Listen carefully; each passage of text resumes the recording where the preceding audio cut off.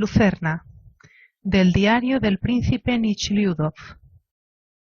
Anoche llegué a Lucerna y me hospedé en el Schweizerhof, el mejor hotel de aquí. Lucerna es una antigua ciudad cantonal, situada a orillas del lago de los Cuatro Cantones, dice Murria. Es una de las poblaciones más románticas de Suiza. La cruzan tres grandes carreteras y tan solo a la distancia de 1 hora de vapor se encuentra el monte Rigi, desde el cual se contempla uno de los panoramas más bellos del mundo. Esto puede ser o no cierto, pero el caso es que las demás guías dicen lo mismo, y por eso hay en Lucerna infinidad de turistas de todas las nacionalidades, y especialmente ingleses. El hermoso edificio de 5 pisos del Hotel Schweizerhof ha sido construido hace poco en la misma orilla del lago, en el lugar en que había antiguamente un sinuoso puente de madera, cubierto con capillas a ambos extremos e imágenes en los cabríos. Ahora, gracias a la gran afluencia de ingleses, a sus necesidades, a sus gustos y a su dinero, han derribado el antiguo puente, construyendo en su lugar un muelle de piedra, derecho como una estaca, y casas de 5 pisos rectas y cuadrangulares. Delante de cada casa se han plantado 2 hileras de tilos con sus rodrigones, y entre estas se han colocado, según costumbre, algunos bancos verdes. Es la rambla por la que pasean damas y caballeros ingleses, las primeras con sombrero de paja suiza, los segundos con trajes cómodos y prácticos, satisfechos de su obra. Tal vez estos muelles, estas casas, estos tilos y estos ingleses estén muy bien en algún lugar, pero aquí no, en medio de esta extraña naturaleza tan majestuosa, armoniosa y suave. Cuando subí a mi habitación y abrí la ventana, quedé deslumbrado por la belleza del lago, de las montañas y del cielo. Me invadió una inquietud interna y la necesidad de expresar de alguna manera el sentimiento que invadía mi alma. En aquel momento sentí deseos de estrechar a alguien en mis brazos, de hacerle cosquillas, de pellizcarle, en una palabra, de hacer algo extraordinario. Eran las 7 de la tarde. Durante todo el día había estado lloviendo, pero en aquel momento empezaba a clarear. Desde la ventana, el lago, azul, como un mar de azufre inflamado, cruzado en todas las direcciones por barcas que semejaban unos puntitos, cuyas estelas se perdían de vista, se extendía inmóvil, liso, convexo entre las exuberantes riberas verdes, y más adelante se estrechaba, internándose entre 2 enormes montes, y se confundía con un cúmulo de valles, montañas, nubes y témpanos de hielos. En primer plano se divisaban las húmedas orillas, de un verde pálido, con cañaverales, praderas, jardines y villas. Más allá, cerros verdes y ruinas de castillos. En el fondo, las lejanas montañas blanco-violáceas con sus fantásticas cumbres, cubiertas de nieve de un blanco deslumbrador, y rocas peladas. Todo esto aparecía bañado por el aire diáfano y por los cálidos rayos del sol de poniente que se filtraban a través de las nubes. No se veía una línea íntegra, un color definido ni un momento igual a otro en el lago, en las montañas, ni en el cielo. Por doquier había movimiento, asimetría, formas fantásticas, infinitas combinaciones y gran diversidad de sombras y líneas, pero por doquier reinaban la paz, la armonía, la unidad y la belleza. Y ahí, en medio de esa belleza ilimitada, enigmática y libre, ante mi misma ventana, aparecían los tilos absurdos y artificiales, con sus rodrigones, los bancos verdes y la blanca barandilla del muelle, obras humanas, pobres y triviales, que no armonizaban, como las lejanas villas y las ruinas, con la hermosura del paisaje, sino que lo turbaban groseramente. A pesar mío, mi vista tropezaba sin cesar con la horrible línea recta del muelle. Quería aceptarla, aniquilarla, lo mismo que si se tratara de una mota negra en la nariz junto a un ojo. Pero el muelle, con los ingleses que paseaban, seguía en el mismo sitio. Traté de hallar un punto de mira desde donde no lo distinguiera. Aprendí a mirar así, y contemplé aquel paisaje hasta la hora de cenar, invadido por ese sentimiento incompleto, aunque no por eso menos dulce, que se experimenta cuando uno está solo al admirar la naturaleza. A las 7:30 me llamaron a cenar. Era una gran sala del piso bajo, espléndidamente amueblada. Había 2 largas mesas con cubiertos para más de 100 personas. Por espacio de unos 3 minutos reinó el tranquilo movimiento de los huéspedes, rumor de faldas, pasos suaves y cambios de palabras a media voz con apuestos y corteses camareros. Todos los sitios fueron ocupados por pulquérrimos caballeros y damas que vestían elegantes y costosos trajes. Como ocurre siempre en Suiza, la mayoría de los huéspedes eran ingleses. Por eso, en aquella mesa común reinaba la austera reserva exigida por la etiqueta, que no se basa en el orgullo, sino en la falta de necesidad de comunicarse.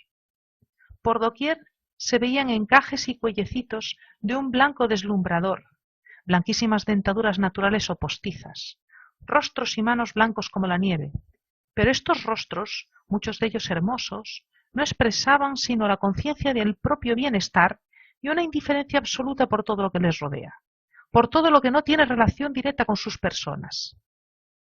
Las blanquísimas manos, cubiertas de anillos, se mueven solo para arreglar los cuellos, cortar la carne, escanciar vino en las copas, pero esos movimientos no reflejaban ninguna emoción anímica. Los miembros de alguna familia cambiaban de cuando en cuando unas palabras a media voz, para comentar el sabor de tal o cual manjar, tal o cual vino, o bien la belleza del paisaje que se domina desde el monte Righi.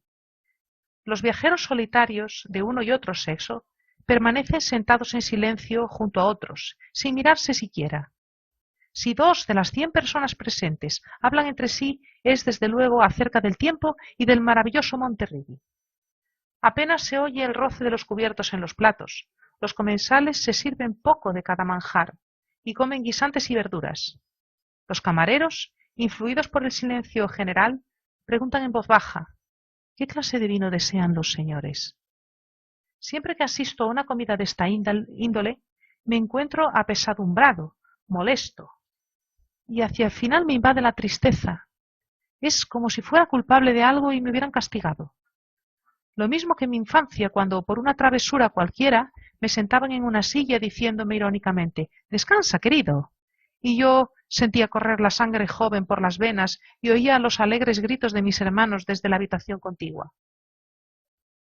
Antes procuraba rebelarme contra la sensación de ahogo que me producían esas comidas, pero era en vano. Esos seres inexpresivos ejercen sobre mí una influencia invencible y me vuelvo igual que ellos. No deseo nada, no pienso, ni siquiera observo. Al principio traté de entablar conversación con mis vecinos, pero las únicas respuestas que obtuve fueron unas frases que sin duda se repiten miles de veces en el mismo sitio y siempre con la misma expresión.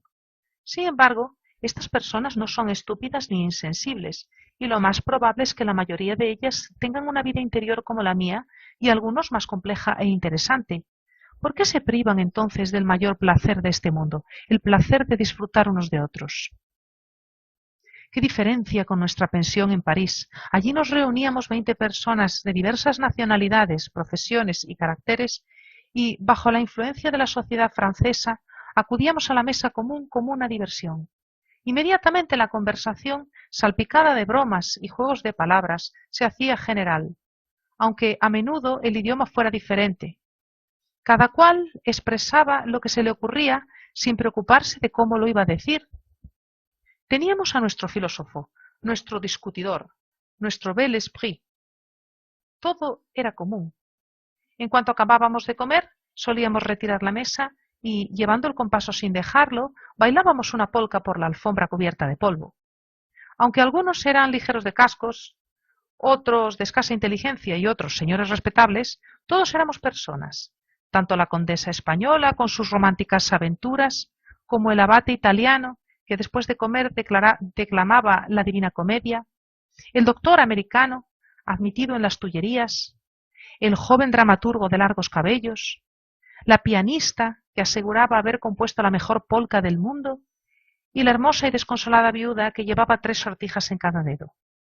Aunque de modo superficial todos nos tratábamos humana y amistosamente y nos llevábamos los unos de los otros un recuerdo agradable e incluso sincero y cordial, en cambio cuando me encuentro ante una mesa en torno a la cual se reúnen ingleses Y contemplo esos encajes, cintas, anillos, vestidos de seda.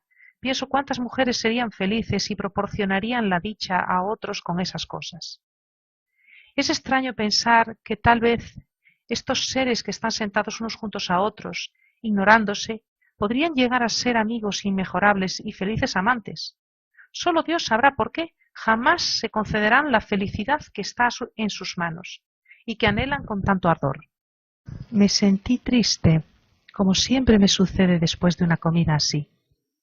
Sin terminar el postre, salí a deambular por la ciudad, en muy mala disposición de ánimo. Las estrechas calles, sucias y oscuras, las tiendas que cerraban en aquel momento, los obreros borrachos, las mujeres que iban a buscar agua y las señoras, tocadas con sombreros, que se deslizaban a lo largo de las casas, volviendo la cabeza y ocultándose por las callejuelas, no hicieron más que aumentar mi mal humor. Sin mirar en torno a mí y sin pensar en nada, me dirigí al hotel con la esperanza de librarme de mi mal humor por medio del sueño. Experimentaba una sensación de frío en el alma, de soledad y de angustia, como sucede a veces sin causa aparente al llegar a un lugar nuevo. Caminaba por el muelle hacia el Schweizerhof cuando, de pronto, me llamaron la atención unos sonidos extraños, aunque dulces y agradables. Esa música me reanimó instantáneamente. Era como si se hubiese infiltrado en mi alma una luz alegre y radiante. Me sentí a gusto. Mi atención, que había estado adormecida, se fijó de nuevo en los objetos circundantes. La belleza de la noche y del lago, hacia la que momentos antes me había sentido indiferente, me sorprendió como una novedad. En el acto reparé en el cielo sombrío, cruzado por grises nubes e iluminado por la luna naciente. En el lago verde oscuro, en cuya superficie lisa se reflejaban miles de lucecillas. En las montañas de la lejanía, cubiertas de bruma, en el croar de las ranas de Freschenburg y en el canto de las codornices que llegaba desde la otra orilla. Delante de mí, en el lugar desde el cual se oía la música y que atraía principalmente mi atención, divisé en la penumbra, en medio de la calle, un grupo de personas en compacto semicírculo, y a cierta distancia un hombrecillo vestido de negro. Más allá se recortaban elegantemente en el cielo oscuro las verjas negras de unos jardines y a ambos lados de la vieja catedral se erguían majestuosas las dos austeras flechas de sus torres. Conforme iba acercándome, los sones se distinguían con más claridad. Oía indistintamente los dulces acordes de una guitarra que vibraba en el aire y varias voces que, interrumpiéndose unas a otras, sin cantar toda la melodía, entonaban algunos pasajes que permitían adivinarla. Era una especie de mazurca, bella y graciosa.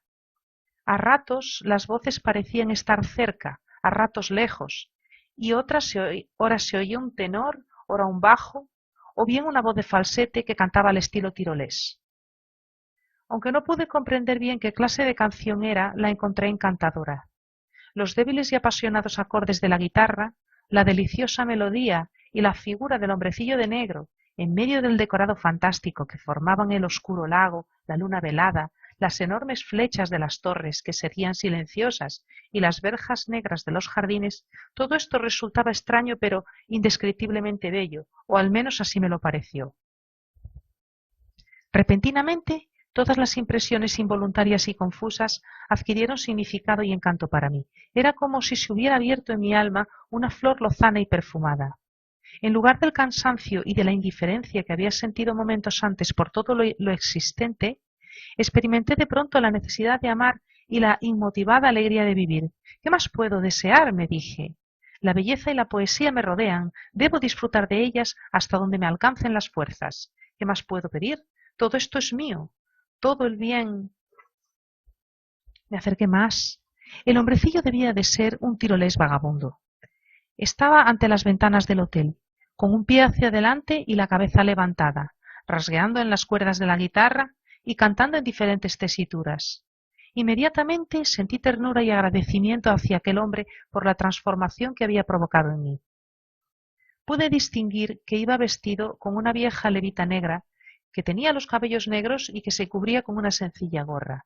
Su indumentaria no tenía nada de artística, Su postura y sus movimientos traviesos, alegres e infantiles, y su pequeña estatura le daban un aspecto lastimoso y divertido al mismo tiempo. En las ventanas y en los balcones del hotel, magníficamente iluminados, se veían damas con elegantes trajes de faldas anchas y caballeros que lucían blanquísimos cuellos. Junto a la puerta estaban el portero y los criados, con sus libreas de galones dorados. En medio del semicírculo que formaba la gente y algo más lejos, en el paseo, bajo los tilos, se habían reunido los camareros del hotel con sus flamantes trajes, los cocineros con sus gorras y sus chaquetas blancas, algunas muchachas que permanecían abrazadas, y paseantes. Sin duda, todos experimentaban el mismo sentimiento que yo. Todos estaban callados escuchando atentamente al hombrecillo. Reinaba el silencio. A ratos se oían a lo lejos los golpes uniformes de un martillo que transmitía el agua, el croar de las ranas desde Freischenburg y el monótono canto de las codornices. Lo mismo que un ruiseñor, el hombrecillo cantaba en la oscuridad, copla tras copla y canción tras canción. A pesar de que ya había llegado junto a él, su canto seguía pareciéndome delicioso. Su voz no era potente, pero sí muy agradable. Eran extraordinarios el gusto y la delicadeza con la que emitía. Revelaban un talento natural. Modificaba cada estribillo, y era evidente que esos graciosos cambios eran improvisados. A ratos se oía un murmullo de aprobación entre los que estaban en el paseo o los que se asomaban a las ventanas. Cada vez era mayor el número de caballeros y damas elegantes que aparecía en el Speiserhof. Los paseantes se detenían en el muelle, había por doquier a pie de los tilos grupitos de hombres y mujeres. Junto a mí y algo separado de la gente se hallaba un lacayo y un cocinero de casas aristocráticas. Ambos fumaban cigarros. El cocinero sentía vivamente el encanto de la música. A cada nota de falsete movía la cabeza entusiasmado y empujaba al lacayo con el codo, con una expresión que quería decir «¡Qué bien canta, eh!». El lacayo, cuya sonrisa daba a entender todo lo que disfrutaba, se limitaba a encogerse de hombros, con lo cual quería significar que a él era difícil asombrarle, pues había oído cantar mejor. Aprovechando un momento en el que el cantante se aclaraba la voz, pregunté al lacayo quién era y si solía ir por allá a menudo. «Viene 2 veces cada verano, es de Argovia, vive de limosnas», me contestó. «¿Abundan por aquí esos hombres?», inquirí. «Sí, sí», respondió el criado, no comprendiendo bien mi pregunta, pero al darse cuenta de lo que yo quería decir añadió: «Oh, no, no he visto ninguno como él». El hombrecillo acabó la canción y tras devolver la guitarra con gesto enérgico, pronunció en un dialecto alemán algunas palabras que no pude comprender y que suscitaron risa entre la gente. «¿Qué dice?», pregunté. «Que tiene la garganta seca y que quiere beber un poco de vino», me explicó el lacayo que estaba cerca de mí. «¿Le gusta beber?». «Esta gente es así», comentó el criado, sonriendo mientras señalaba al cantor. Descubriéndose y blandiendo la guitarra, el hombrecillo se acercó al hotel, con la cabeza echada hacia atrás. Se dirigió a los caballeros y a las damas asomados a las ventanas y balcones. «Monsieur et madame», dijo con acento medio alemán, medio italiano, y con esa entonación peculiar con que suelen dirigirse al público los prestidigitadores. «Si ustedes creen que gano algo, se equivocan. No soy más que un pobre diablo». Calló durante un rato y, en vista de que nadie le daba nada, se dispuso a tocar de nuevo, añadiendo: «À présent, messieurs et mesdames, je vous chante à l'air d'Aurelie». El público de las ventanas y balcones callaba, esperando la siguiente canción. Abajo, entre los que estaban en el paseo, se oyeron unas risas provocadas sin duda por la manera de expresarse del cantor, y porque nadie le había dado nada. Dio unos céntimos al hombrecillo, los pasó hábilmente de una mano a otra y se los guardó en el bolsillo del chaleco. Luego, poniéndose la gorra, empezó a cantar la graciosa canción tirolesa que había denominado «L'air d'Aurelie». Esa canción, que había dejado para el final, era aún más bonita que las anteriores. Volvieron a oírse murmullos de aprobación entre la multitud que había aumentado. Al concluir, el hombrecillo blandió de nuevo la guitarra, se quitó la gorra y sujetándola delante de sí y acercándose más a las ventanas, repitió: «Monsieur et mesdames, si ustedes creen que gano algo».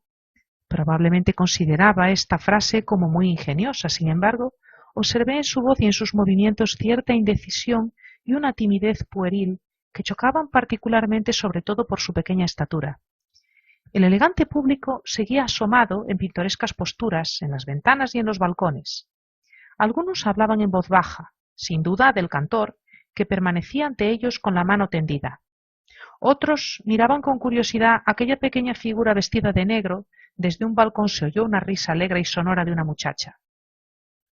En el paseo la gente charlaba y reía, cada vez más alto. El cantante repitió la frase por tercera vez, pero con voz aún más débil, y antes de terminarla, alargó la mano con la gorra que no tardó en retirar. Ninguna de las 100 personas elegantemente vestidas que se había reunido para escucharle le dio un solo céntimo. La multitud se echó a reír despiadadamente. El hombrecillo pareció encogerse, cambió la guitarra de mano y alzando la gorra por encima de la cabeza dijo: «Monsieur et Madame, les doy las gracias y les deseo una buena noche». Resonaron alegres carcajadas. Los caballeros y damas empezaron a retirarse. Se reanudaron los paseos por la avenida. La calle, que había estado silenciosa mientras el hombrecillo cantaba, se animó. Varias personas lo observaban de lejos, riéndose. Oía al cantor murmurar algo entre los dientes mientras se encaminaba a grandes pasos hacia la ciudad. Algunos alegres paseantes lo siguieron a cierta distancia riendo siempre. Me quedé atónito, sin poder comprender lo que significaba aquello. Parado, seguí inconscientemente con la vista a aquel hombre diminuto que se alejaba en la oscuridad y a las personas que iban en pos de él. Me invadió una gran amargura. Estaba avergonzado por aquel hombrecillo, por la gente y por mí mismo.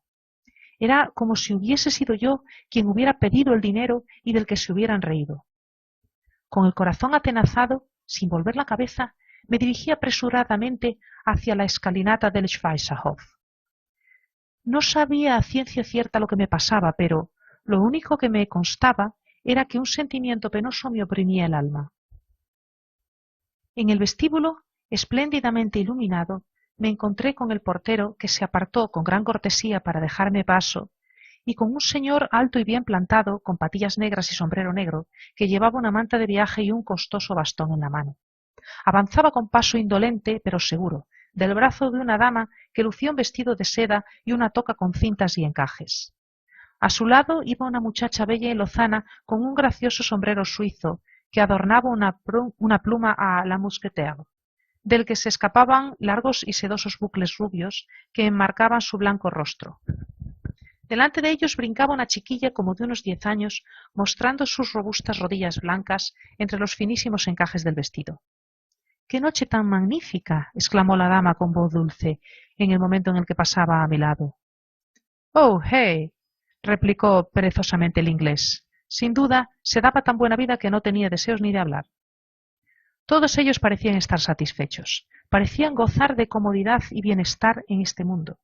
Sus rostros y sus movimientos reflejaban una completa indiferencia hacia las demás vidas y una seguridad absoluta de que el portero los saludaría y se apartaría para dejarles paso, de que al volver encontrarían una cama limpia y una habitación tranquila, de que todo esto tenía que ser así porque tenían ese derecho. De pronto los comparé involuntariamente con el cantor cansado y tal vez hambriento, que en aquel momento huía de la gente que se burlaba de él, y comprendí lo que me atenazaba el corazón, sintiendo una ira indescriptible contra aquella gente. Pasé 2 veces junto al inglés, encontrando gran placer en no dejarle paso y en empujarle con el codo. Luego bajé la escalinata y corrí a la ciudad siguiendo la misma dirección que el hombrecillo. Alcancé a un grupo de 3 personas y les pregunté dónde estaba el cantor. Entre risas me indicaron que iba adelante. Avanzaba a grandes pasos y, según me pareció, murmuraba algo entre dientes. Acercándome a él, le propuse que viniera a beber una botella de vino.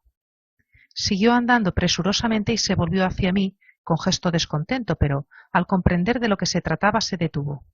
«No me negaré, ya que usted es tan amable», dijo. «Aquí hay un pequeño café, podemos entrar en él, es modestito», añadió, señalando un local que aún estaba abierto.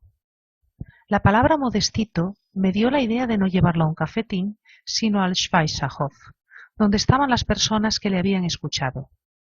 A pesar de que rehusó tímidamente, repitiendo que ese hotel era demasiado grande, insistí y acabó por acceder. Fingiendo estar tranquilo, me siguió por el muelle, agitando jovialmente la guitarra. Varios jóvenes ociosos que paseaban se habían acercado a escuchar lo que le decía al cantor, y fueron en pos de nosotros hasta la misma entrada, creyendo sin duda que volvería a cantar. Pedí una botella de vino al camarero que nos encontramos en el vestíbulo. Nos miró con una sonrisa y pasó de largo, sin decir palabra. El maître d'hôtel, a quien me dirigí con el mismo ruego, me escuchó con expresión grave, y tras examinar de pies a cabeza la pequeña figura del cantor, ordenó al camarero con tono autoritario que nos condujese a la sala de la izquierda. Era un modesto café para gente humilde. En un rincón, una criada jorobada fregaba vasos. Todo el mobiliario lo constituían bancos y mesas de madera sin manteles. El camarero, que acudió a servirnos, nos observó con una sonrisa entre dulce y burlona, y con las manos en los bolsillos cambió unas palabras con la criada jorobada. Sin duda, quería darnos a entender que, con su posición social y sus cualidades, estaba muy por encima del cantor, y que no sólo le humillaba servirnos, sino que hasta lo tomaba como una diversión. ¿Quieren vino corriente?, preguntó, con aire de entendido, haciendo una seña que aludía a mi compañero, mientras se pasaba la servilleta de un brazo a otro. Sírvanos champaña de la mejor calidad, dije, tratando de adoptar el aire más altanero y más importante posible. Pero ni el hecho de haber pedido champaña ni mi fingida altanería impresionaron al camarero. Permaneció mirándonos un instante con una sonrisa. Luego consultó su reloj de oro y abandonó la sala sin apresurarse, como si paseara. No tardó en volver con una botella de vino, acompañado de otros 2 camareros. Estos se sentaron junto a la criada y nos observaron, divertidos, con una sonrisa benévola, como suelen contemplar los padres a sus hijos cuando juegan. Solo la criada parecía mirarnos compasivamente y sin ironía. Aunque me resultaba desagradable obsequiar al cantor bajo las miradas de los camareros, me esforcé en cumplir mi cometido de la manera más desenvuelta. En la sala había buena luz y pude examinar mejor al tirolés. Era un hombre diminuto, casi un enano, aunque proporcionado y musculoso. Tenía recios cabellos negros cortos, pequeñas patillas, grandes ojos negros, lacrimosos y desprovistos de pestañas, y una boca pequeña que se plegaba en expresión dulce y agradable. Su sencillo traje estaba sucio y roto. Por sus trazas, estaba curtido y desaliñado. Más bien tenía aspecto de un pobre vendedor que de un artista. Sin embargo, había algo conmovedor y original en su boca y en sus ojos brillantes y siempre húmedos. Se le hubieran podido suponer de 25 a 40 años. En realidad tenía 38. He aquí lo que me contó de su vida, con evidente franqueza y buena voluntad. Era natural de Argovia. Siendo niño había perdido a sus padres. Nunca había tenido medios de fortuna. Había aprendido el oficio de ebanista, pero 22 años atrás una enfermedad le había atacado los huesos de un brazo, privándole de la posibilidad de trabajar. Desde pequeño había sido aficionado al canto, así pues empezó a cantar. Los extranjeros solían darle algo de dinero. Llegó a ser un profesional, se compró una guitarra y desde hacía 17 años recorría Suiza e Italia cantando ante los hoteles. Su equipaje consistía en una guitarra y un portamonedas, en el que en aquel momento tenía tan solo 1 franco y 50 céntimos que gastaría en cenar y en dormir aquella noche. Cada año recorría los lugares más frecuentados de Suiza, Zúrich, Lucerna, Interlaken, Chamonix, etc. Se iba a Italia por el monte de San Bernardo y volvía por el San Gotardo o por Saboya. A la sazón se le hacía penoso andar porque, debido al frío, sentía un dolor en las piernas que llamaba Gliedersjot. Ese dolor iba en aumento cada año. Además, sus ojos y su voz se volvían más débiles. No obstante, en aquel momento se disponía a irse a Interlaken, a Aix-les-Bains e Italia, país al que quería particularmente. Parecía estar muy satisfecho de su vida. Le pregunté por qué no volvía a su pueblo y si tenía allí algún pariente, casa o un poco de tierra. Frunció la boca, esbozando una sonrisa jovial. «Oui, le sucre est bon. Il est doux pour les enfants». El azúcar es bueno, es dulce para los niños, replicó haciendo un guiño y señalando a los camareros. No comprendí lo que había querido decir. Los camareros se echaron a reír. No poseo nada. Si poseyese algo, ¿acaso iba a andar así? Vuelvo de cuando en cuando a mi pueblo porque hay algo que me atrae. Repitió con una sonrisa maliciosa la frase. «Oui, le sucre est bon», y se echó a reír con expresión bonachona. Los camareros, muy divertidos, reían a carcajadas.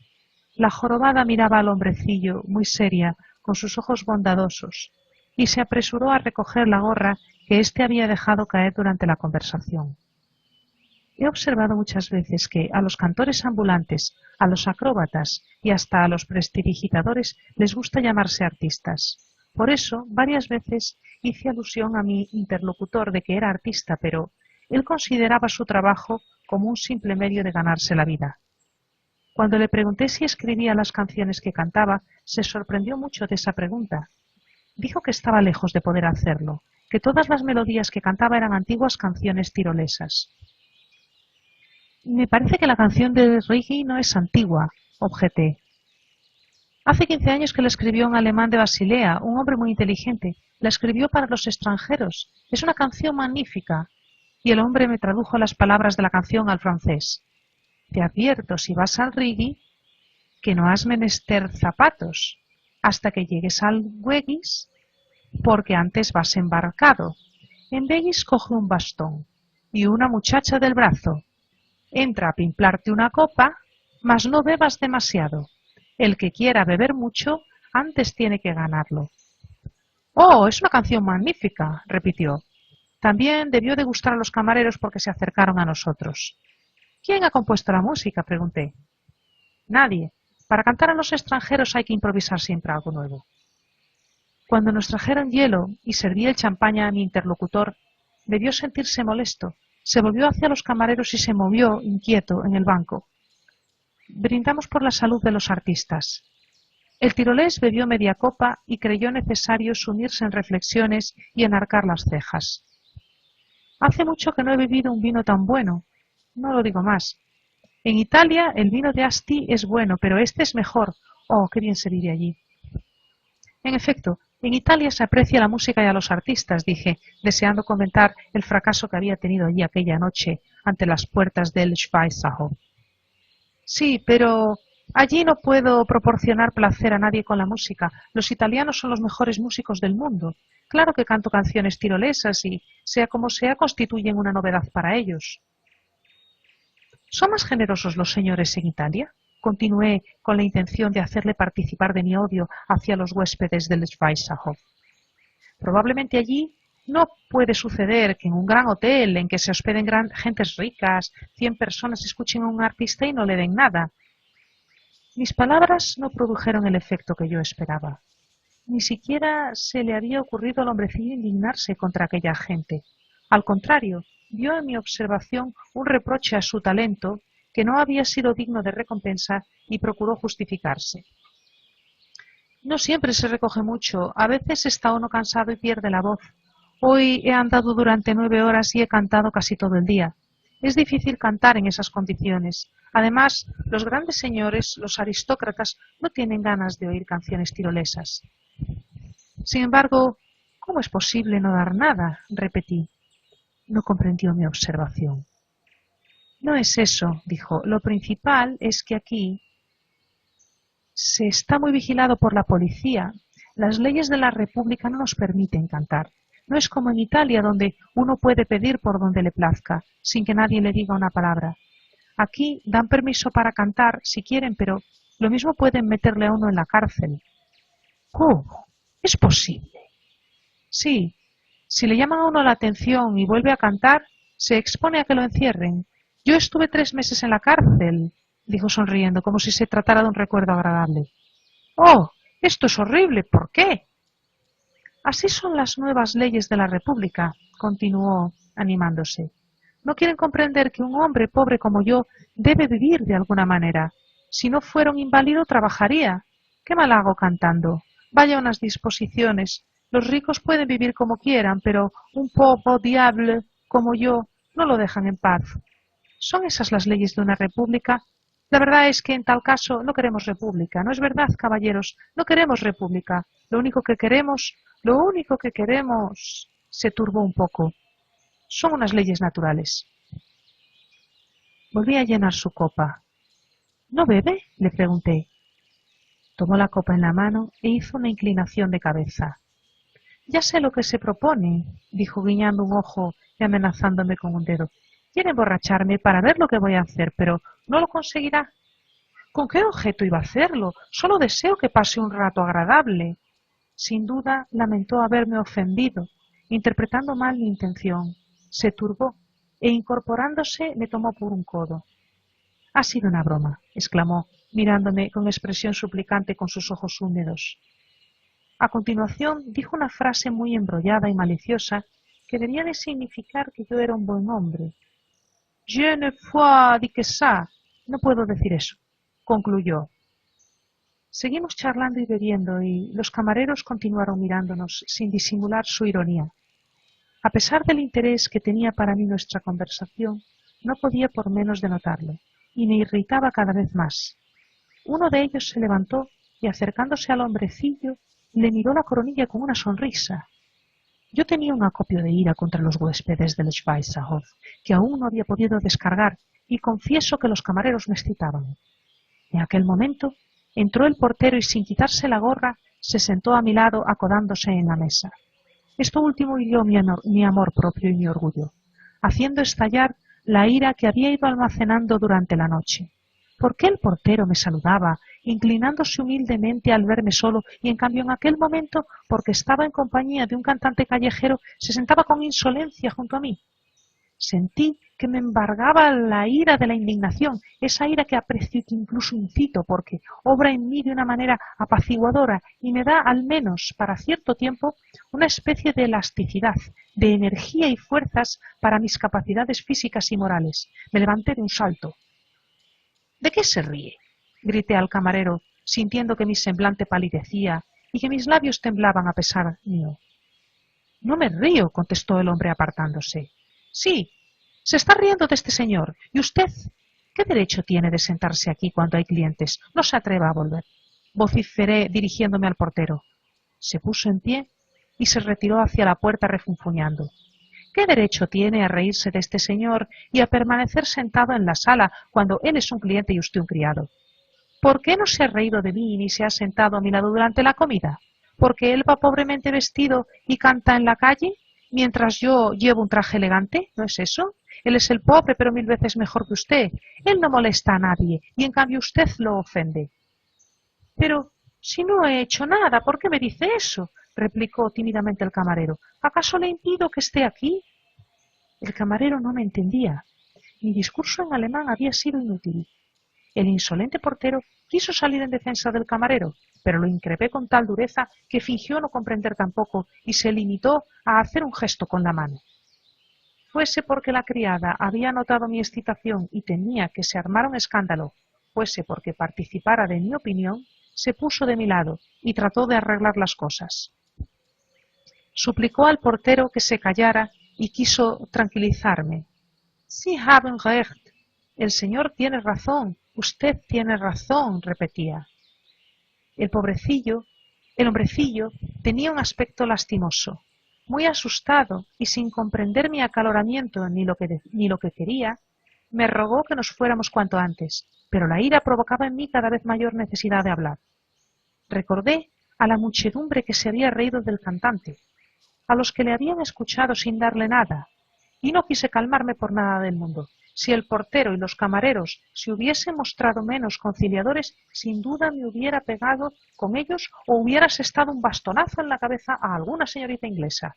Si en aquel momento me hubiera encontrado en Sebastopol, seguido que me habría arrojado con placer contra una trinchera enemiga para acuchillar a los ingleses. ¿Por qué nos han pasado a esta sala? ¿Y por qué no a aquella otra, Pregunté al portero, cogiéndole del brazo para que no se fuera. ¿Qué derecho tiene de juzgar por el aspecto de este caballero, que debe estar en la sala y no en la otra?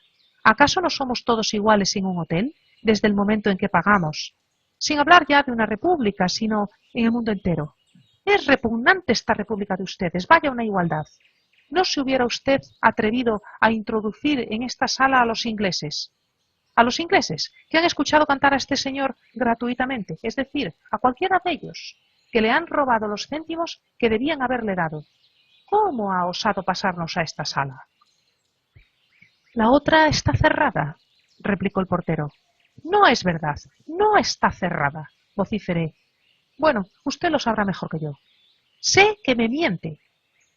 ¿Para qué hablar?, rezongó el portero, alejándose y encogiéndose de hombros. Nada de para qué hablar.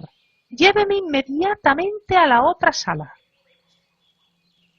A pesar de los consejos de la criada y de los ruegos del cantante de que nos fuéramos a acostar, exigí que llamaran al maître d'hôtel y me dirigí a la otra sala acompañado del hombrecillo. Viéndome tan demudado, el maître d'hôtel no se molestó en discutir. Con una cortesía despectiva, dijo que podía ir donde quisiera.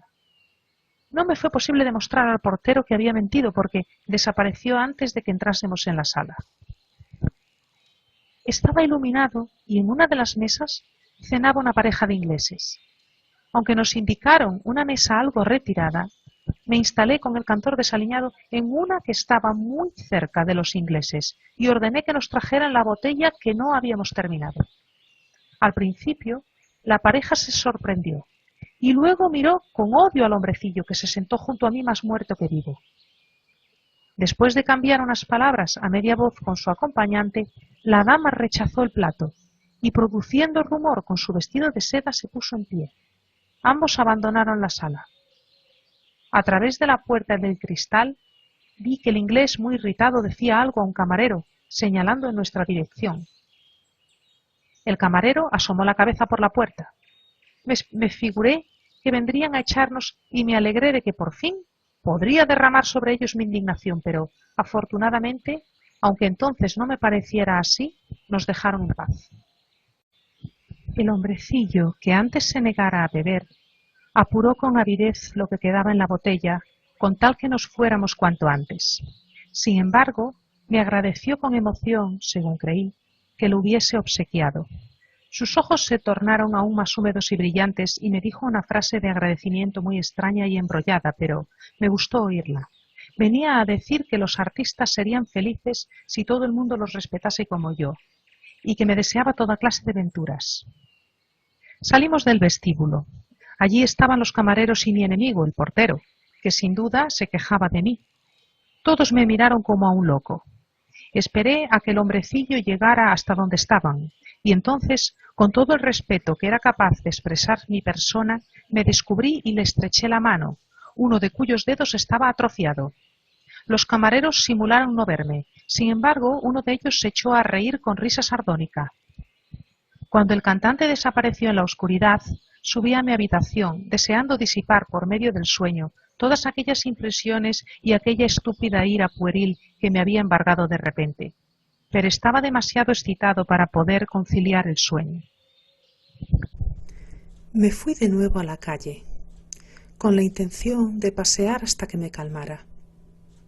Confieso que lo hice también con la vaga esperanza de encontrar ocasión para pelearme con el portero, el camarero o el inglés, y demostrarles toda su crueldad e injusticia. Pero solo vi al portero, que al reparar en mí me volvió la espalda. Durante largo rato paseé por el muelle de arriba abajo completamente solo. Qué extraño es el destino de la poesía, pensé, una vez que me hube serenado un poco. Todos la aman y la buscan.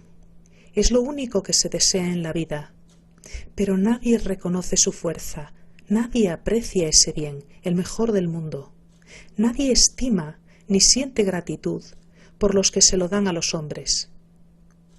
Preguntad a cualquiera de los huéspedes del Schweizerhof cuál es el mejor bien del mundo, y todos, o el 99%, dirán, con expresión sardónica, que es el dinero. Tal vez le desagrade esta opinión, tal vez no concuerde con sus elevadas ideas, pero ¿qué hacer si la vida humana está organizada de modo que el dinero es el único que constituye la felicidad del hombre?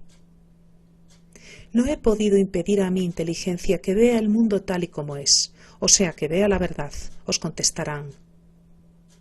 Tu espíritu es miserable. Eres un ser despreciable que no sabe lo que necesita. ¿Por qué habéis abandonado vuestra patria, vuestras ocupaciones y negocios, y os habéis reunido en esa pequeña ciudad de Suiza llamada Lucerna? ¿Por qué os habéis asomado a los balcones y habéis escuchado con respetuoso silencio las canciones del infeliz mendigo? Si hubiese cantado más, lo habríais seguido escuchando en silencio.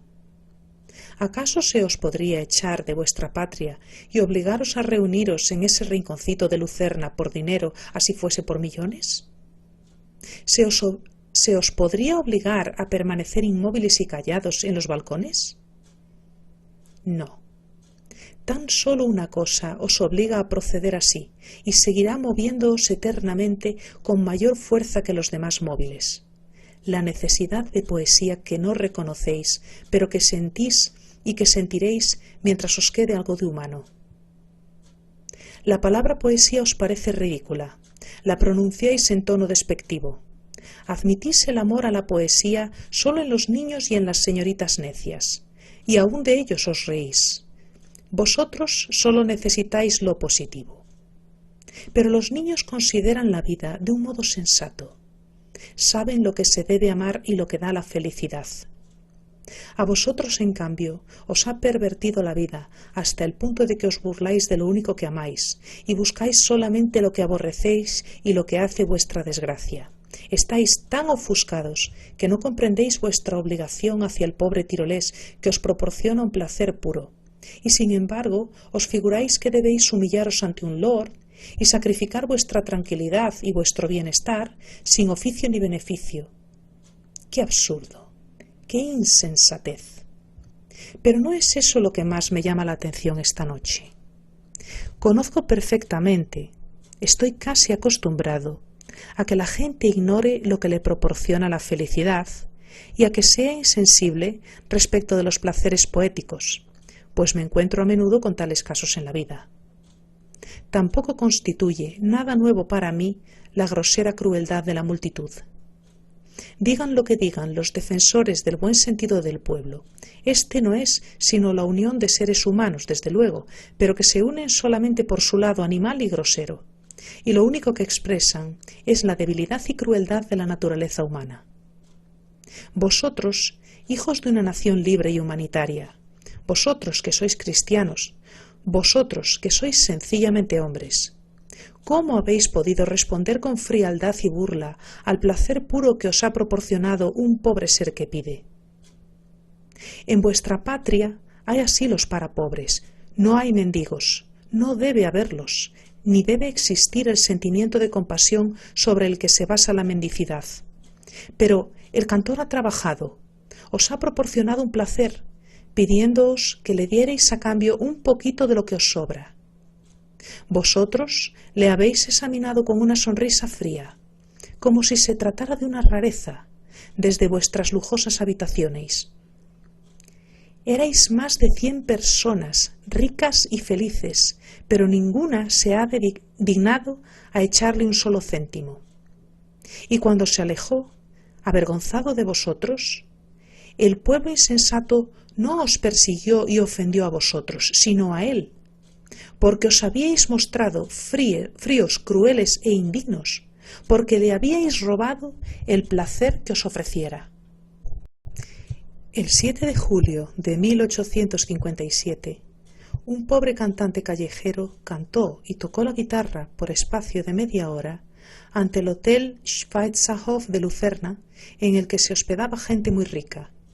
Lo escucharon más de 100 personas. El músico pidió 3 veces seguidas que le dieran algo.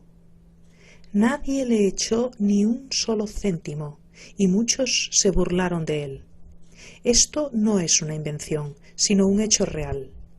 Los que quieran pueden preguntar a los que viven permanentemente en el Schweizerhof o consultar los diarios para saber quiénes eran los extranjeros que se alojaban en dicho hotel el 7 de julio. He aquí un acontecimiento que los historiadores contemporáneos deben apuntar con letras indelebles. Es más importante más serio y tiene un sentido más profundo que los acontecimientos registrados en los periódicos y en las historias. El que los ingleses hayan matado otro millar de chinos, porque no compran nada por dinero sino que pagan en especias, que los franceses hayan arrasado otro millar de tribus de beduinos o bereberes, porque son buenas las cosechas de trigo en África, que la guerra continua sea muy útil para la formación de un ejército, que el embajador turco en Nápoles no pueda ser judío y que Napoleón se pasee a pie en Plombières y afirme que reina solo por la voluntad del pueblo, son palabras que ocultan o muestran lo que sabemos desde hace mucho. En cambio, creo que el hecho ocurrido en Lucerna el 7 de julio es nuevo y extraño, y que no se refiere a las eternas malas cualidades de la naturaleza humana, sino a una determinada época del desarrollo de la sociedad. No es un hecho para la historia de los actos humanos, sino para la del progreso y de la civilización. ¿Por qué este hecho inhumano, inconcebible en cualquier pueblo alemán, francés o italiano, ha podido ocurrir aquí, donde la libertad y la igualdad han llegado al máximo grado? Aquí donde se reúnen las personas mejor educadas de las naciones más civilizadas. ¿Por qué esos hombres cultos y humanitarios que, por lo general, son capaces de realizar grandes obras, no tienen sentimientos humanos para una obra de caridad personal? ¿Por qué esos hombres que tanto se preocupan de las cámaras, mítines y sociedades del estado de los chinos solteros en la India, del desarrollo del cristianismo y de la cultura en África y de la formación de las sociedades para mejorar la humanidad, no encuentran en su alma el amor prístino y sencillo hacia el prójimo? ¿Es posible que no exista ese sentimiento? ¿Que en su lugar solo haya ambición, vanidad y avaricia? Sentimientos que dirigen a esos hombres en las cámaras, en los mítines y en las sociedades. ¿Es posible que la divulgación de una asociación razonada, egoísta de los hombres que llaman civilización, destruya y contradiga la necesidad instintiva de unirse por medio del amor? ¿Es posible que ésta sea la igualdad por la que se ha derramado tanta sangre inocente, por la que se han cometido tantos crímenes? ¿Es posible que los pueblos, lo mismo que los niños, puedan ser felices solo con la palabra igualdad? Igualdad ante la ley, pero ¿acaso la vida entera del ser humano se desarrolla en los dominios de la ley? Solo una milésima parte de su vida está sometida a las leyes, el resto está fuera de ellas, está en los dominios de las costumbres y del concepto de la sociedad. Y en la sociedad, el criado está mejor vestido que el cantor y le ofende impunemente. A mi vez, yo visto mejor que el criado y lo ofendo impunemente. El portero me considera como a un superior, pero cree que el cantor está por debajo de él. Cuando me vio con el hombrecillo, se creyó igual a nosotros y se mostró grosero. Fue insolente con él y entonces reconoció que era inferior a mí. El camarero fue insolente con el cantor y éste se juzgó inferior a él. ¿Es posible que sea libre un Estado en que se puede encarcelar, aunque solo sea a un ciudadano que no perjudica ni molesta a nadie, por el hecho de que se gana la vida como puede para no morir de hambre? Qué desdichado y lastimoso es el ser humano, con su necesidad de decisiones positivas, arrojado en medio de ese infinito océano siempre en movimiento del bien y del mal, de hechos, de argumentos y contradicciones. Los hombres luchan durante siglos enteros para separar el bien del mal. Pasan siglos y ponga lo que ponga una inteligencia imparcial en los platillos de la balanza del bien y del mal, estos no oscilan, puesto que hay tanto bien como mal en cada uno. Si al menos el hombre aprendiera a no pensar ni juzgar de un modo absoluto y positivo, a no responder a las preguntas que se le dan tan solo para que sigan siendo siempre preguntas, si al menos comprendiera que toda idea es a la vez falsa y verdadera, es falsa por su unilateralidad, por la imposibilidad para el hombre de abarcar toda la verdad, y es verdadera por la manifestación de una parte de las aspiraciones humanas. Se han hecho divisiones en ese infinito caos, en perpetuo movimiento del bien y del mal. Se han trazado líneas imaginarias sobre este mar, y se cree que será así como ha de dividirse, como si no existiera una infinidad de otras subdivisiones, hechas desde otro punto de vista, en otra dimensión. Cierto es que las nuevas subdivisiones son obra de siglos, pero ya han pasado y pasarán millones de siglos. La civilización es el bien, la barbarie el mal, la libertad el bien, la esclavitud el mal. Ese conocimiento imaginario destruye la necesidad instintiva, la mejor, la primordial del bien en la naturaleza humana. ¿Quién puede definir la libertad, el despotismo, la civilización y la barbarie? ¿Dónde están los límites de lo uno y de lo otro? ¿Qué alma posee una medida del bien y del mal tan inquebrantable como para poder medir los hechos complejos que están sucediendo? ¿Quién tiene una inteligencia tan poderosa que pueda abarcar, aunque sea en el inmóvil pasado, todos los acontecimientos y sopesarlos?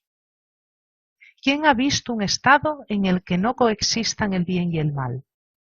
¿Cómo puedo saber que veo más bien que mal, por ejemplo, por no hallarme en el punto de mira verdadero? ¿Quién es capaz de desligarse por completo de la vida por medio de la inteligencia, aunque no sea más que por un momento, para contemplarla desde arriba, independientemente? Existe en nosotros un solo guía infalible, el Espíritu Universal, que penetra en todos, conjuntamente y en cada uno por separado, insuflando en cada individuo la aspiración de lo que debe ser. Es el mismo Espíritu que ordena al árbol que crezca hacia el sol, a la flor que arroje las simientes en otoño, y a nosotros que nos unamos los unos a los otros. Esta única voz, bendita e infalible, es la que ahoga el bullicioso y apresurado desarrollo de la civilización. ¿Quién es más humano y quién es más bárbaro? Aquel lord que, al ver el traje raído del cantor, abandona iracundo la mesa, que no le da por su esfuerzo ni la millonésima parte de su fortuna y que ahora, satisfecho por haber comido bien, sentado en una clara y hermosa habitación, juzga con tranquilidad los asuntos de China, considerando justas las muertes que allí se ocasionan, o el pobre cantor, exponiéndose a ser encarcelado y con un solo franco en el bolsillo recorre valles y montañas desde hace 20 años sin hacer daño a nadie y recreando a la gente con sus canciones, ese cantor al que han ofendido y han estado a punto de expulsar y que, hambriento y avergonzado, ha ido a pasar la noche sobre un montón de paja. De pronto, en medio del silencio nocturno, oí los sones de la guitarra y la voz del cantor, que llegaban desde lejos, desde la ciudad. No, me dije involuntariamente, no tienes derecho a compadecerlo ni de indignarte contra el bienestar del lord. ¿Quién ha sopesado la felicidad que se oculta en el alma de cada uno de estos hombres? Ahí está el pobre cantor, sentado en algún umbral sucio, contemplando el cielo y la luna, cantando alegremente, en esta noche fragante y serena, sin que su alma esté turbada por reproches, odios ni remordimientos. ¿Quién sabe lo que sucede en el alma de los hombres que se encuentran entre estas altas y lujosas paredes? ¿Quién sabe si tienen esa alegría inconsciente y dulce de la vida, esa afinidad con el universo que posee el alma del hombrecillo? Es infinita la bondad y la sabiduría de aquel que ha dispuesto que existan todas estas contradicciones. Solo a ti, gusano insignificante, que tratas de penetrar ilegalmente y con osadía sus leyes y sus intenciones, solo a ti te parecen contradicciones. Desde su luminosa e inconmensurable altura, él mira dulcemente alegrándose de la armonía en que os movéis todos, eterna y contradictoriamente. Tú, con orgullo, pensabas escapar a las leyes generales, pero no, tú también, con tu mezquina indignación contra los camareros, tú también has respondido a las exigencias de la armonía de lo eterno y de lo infinito. 18 de julio de 1857. Gracias por tu tiempo. Espero que te haya gustado el relato. Si es así, dale a me gusta. Es gratuito y con ello ayudas al canal a conseguir visibilidad. Y si te interesa no perderte mis nuevos audiolibros o audiorelatos, dale a suscribirme. También es gratuito. Un abrazo muy grande y hasta la próxima.